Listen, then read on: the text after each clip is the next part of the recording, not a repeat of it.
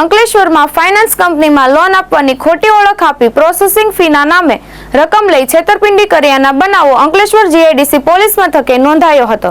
પોલીસે મોબાઈલ નંબરના આધારે આરોપીની અટકાયત કરી વધુ તપાસ હાથ ધરી છે. અંકલેશ્વરના કોસંબડીની યોગીનગરમાં રહેતા અતુલ વિજયરાવ રાઉતને નોંધાવેલી ફરિયાદ મુજબ તેમના ભાઈના લગ્ન માટે ₹5 લાખની લોનની જરૂર હોવાથી તેમણે બેંકમાં અરજી કરી હતી, પરંતુ સિબિલ સ્કોર ઓછો હોવાથી લોન મળી ન હતી. તે દરમિયાન ફેસબુક પર ઓછો સિબિલ સ્કોર હોવા છતાં શ્રીરામ ફાઇનાન્સ લોન મળશે તેવી જાહેરાત જોઈ સંપર્ક કરતા મોબાઈલ પરથી ફોન આવ્યો હતો. ફોન કરનાર ઈસમે પોતાના શ્રીરામ ફાઇનાન્સનો કર્મચારી હોવાનું જણાવી 2-3 દિવસમાં ₹5 લાખની લોન થઈ જશે તેમ વિશ્વાસ આપ્યો હતો. ત્યારબાદ પ્રોસેસિંગ ફીના નામે એસબીઆઈ બેંકના QR સ્કેનર મારફતે ₹5,500 ભરાવ્યા હતા. જોકે રકમ ચૂકવ્યા બાદ આજ દિન સુધી લોનની રકમ ખાતામાં જમા થઈ નથી અને આરોપી સંપર્કમાં પણ નથી.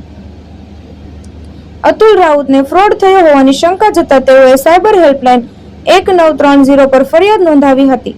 બાદમાં અંકલેશ્વર જીઆઈડીસી પોલીસ સ્ટેશનમાં આ બાબતે લેખિત ફરિયાદ નોંધાવતા પોલીસે મોબાઈલ નંબરના આધારે ગડખોલ પાટિયા વિસ્તારમાં આવેલા વિપિન પાર્ક સોસાયટીમાં રહેતા નિમેશ વાળંદની અટકાયત કરી વધુ તપાસ હાથ ધરી છે. ધર્મેશ રાણા, દ્રષ્ટિકોણ ન્યૂઝ, અંકલેશ્વર.